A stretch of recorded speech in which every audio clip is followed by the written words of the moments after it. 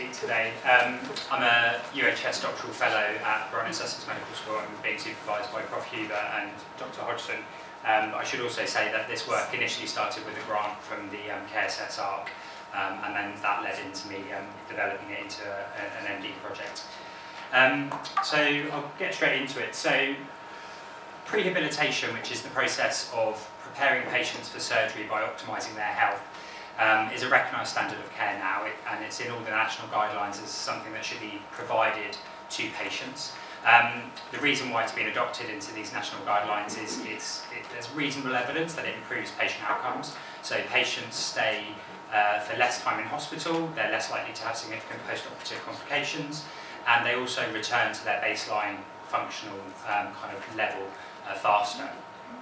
But if you look at those studies that have kind of fed into those guidelines, they really struggle with recruitment and retention. So depending on which study you look at, 50 to 75% of only 50 to 75% of patients who are approached agree to be in these studies, and then often retention is in the region of 50 to 75%. So although it works, a large percentage of patients who are eligible for prehabilitation aren't included in those studies.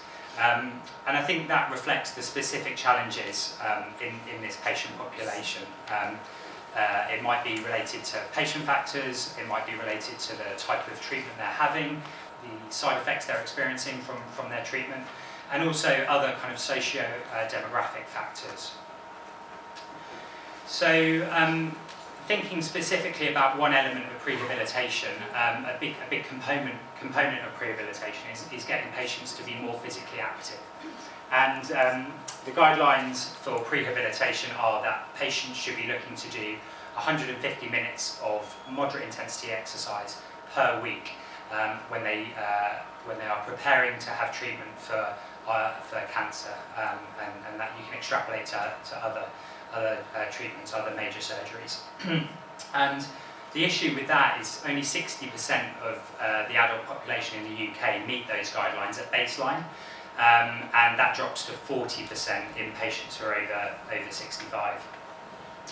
So we did some baseline work and looked at our patient population at Worthing. So in the kind of red colour, that's patients under the age of 69, green colour, patients over the age of 69, and this is physical activity at presentation with colorectal cancer. And you can see that less than 10% are meeting those guidelines, so already significantly lower than the general population and well below what we would like to achieve in terms of the guidelines. And over 50% of patients presenting to Worthing Hospital with the diagnosis of colorectal cancer and discussing their treatment options are doing no physical activity. So there's a real opportunity here to try and improve patient outcomes using better focused, targeted prehabilitation in the Worthing patient population. The other challenge to think about is the logistics of delivering prehabilitation. We have a very geographically large footprint of patients attending at Worthing. That's the kind of radius of patients' addresses who come to Worthing for surgery. You also have other considerations. It's a very heterogeneous patient population. The youngest patient I saw was 35, the oldest was 85. So you can imagine the spectrum of different needs and kind of baseline characteristics these patients have. So any intervention we develop has to have the capacity to be personalised and made relevant to that individual patient who we're talking to about rehabilitation. So an opportunity that we feel is emerging is the use of wearable technology to facilitate prehabilitation and increasing physical activity in general in patients. And since 2020, we've had some experience trying to use wearable devices, fitness activity trackers, to monitor patients' physical activity and also encourage physical activity and increase physical activity in different patient populations. So I'm going to talk through a few of our experiences and how that's led to the study I'm looking at.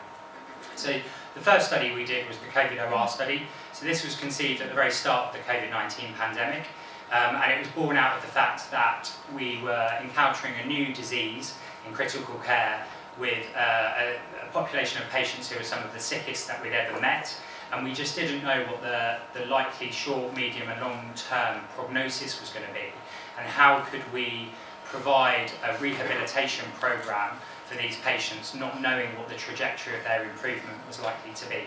So we got some funding from the University of Brighton and also the UHS charitable organisation to give Fitbits to patients who had recovered from COVID-19 critical illness, and they wore those Fitbits as they recovered from COVID-19, and we tracked what their physical activity levels were over the course of a year.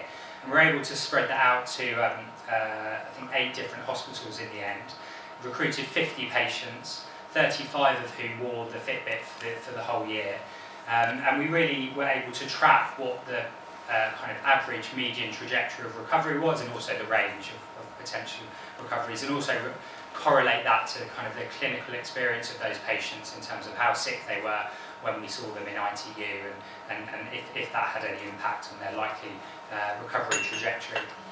Within that, we also at Worthing had a virtual MDT, so we were able to review the Fitbit data as part of a virtual follow-up clinic, and we were able to use that data to inform the rehabilitation advice and guidance we were giving to patients, which was led by the physiotherapy team at Worthing Hospital. So I think that study showed that it was relatively well received by patients. We had good levels of engagement. 70% of patients used it for a whole year, and the feedback we got from patients was very favourable, and we were very conscious that this was a new intervention, and we almost delivered it in partnership with the patients who were involved in the study, in that we were getting regular feedback from them about the use of the watch and trying to make sure that what we were doing was relevant and useful to them.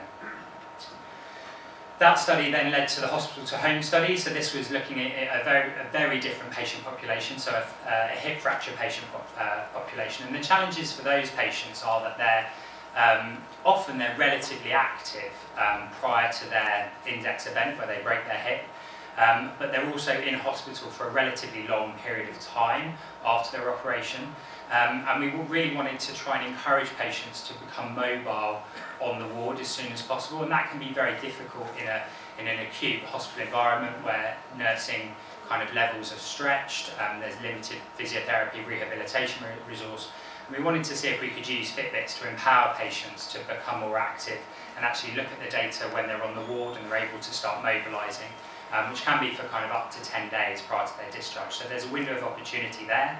And then also use the data from the patients, from their Fitbit, to inform kind of ongoing rehabilitation. And we were lucky enough to have a physiotherapy assistant and some physiotherapy time to follow these patients up and use the Fitbit data to kind of inform our rehabilitation advice in a similar way to how we manage the COVID-19 patients at Worthing.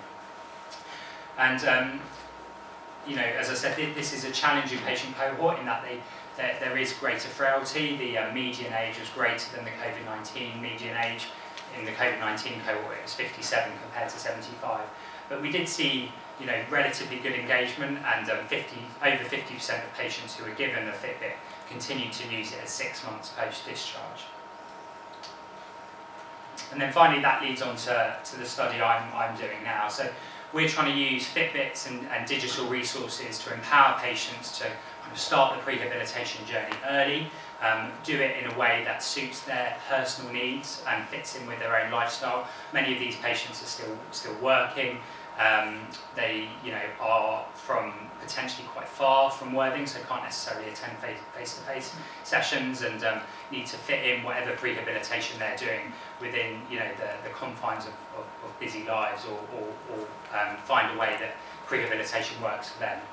So essentially we're meeting patients very soon after their cancer diagnosis. We're giving them a Fitbit watch, we're giving them access to some exercise videos which have been developed by the Worthing physiotherapy team, and then we're acting as a point of contact if they need to get in contact with us for further advice, but generally it's then a kind of independent process where they find a way to use the Fitbit and the exercise videos to become more active, knowing about the guidelines in terms of physical activity levels that we've given to them. And then we're using a mixed methodology to try and assess the feasibility and efficacy of this intervention.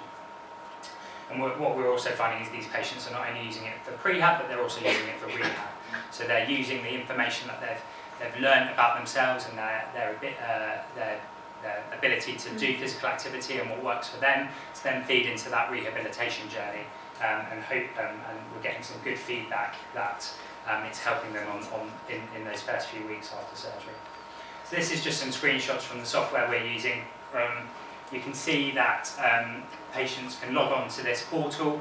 They've got access to see what their daily step count is, and we also have access to this information. So if they do get into contact with us and ask for advice, we're able to, provide some advice with the context of some objective physical activity data. And they've also got access to a variety of exercise videos that are graded according to complexity. And so a lot of these patients will initially start off at level 3, which is the hardest before their operation, but then they're dropping down to level 1 in the first few weeks after their rehabilitation, as they start their rehabilitation from surgery. And that's just to show the kind of dashboard that we've got access to. So we can see what their daily step count is, and we can also kind of cohort patients and look for trends and patients who are potentially outliers, and direct our limited resource into those patients who are potentially not meeting the target that we associate with better patient outcomes. So preliminary results, I haven't started collecting much follow-up data yet. I've only interviewed 3 patients, but generally it's been very favourably received. We've had really good levels of engagement, so 80% of the patients who have been approached have enrolled into the study, and of those 80% are using the Fitbit regularly. So I think there's real scope to use this sort of technology to kind of integrate into prehabilitation and rehabilitation pathways. And I think the important thing is just learning, what the specific patient needs are of each patient population, where we start to use these sorts of interventions. So what's the future? So I think it's vital that any sort of digital intervention is integrated into kind of a multimodal approach. At the moment, we're focusing on physical activity because that was, we had limited resource, and we felt that was where the greatest gain was to be made, because patients have very limited access to advice about increasing physical activity before surgery in the region we were working in. But certainly we should look at the other kind of elements of rehabilitation and incorporate that into any intervention. And then also we need to make sure that we're integrating into that wider pathway. So if, providing this data, if relevant to clinical team members who might be able to use the data to inform their interactions with the patient. And then I think it's important to recognise that at the moment these are wearable devices that are fitness activity trackers. They're not medical devices, but increasingly we're going to see patients wearing medical devices as part of their standard medical care, and this will have physical activity tracking capability. And so using this early learning to then inform how we use these devices as they become more and more prevalent in our patient population. So that's all I've got to say. Thank you very much.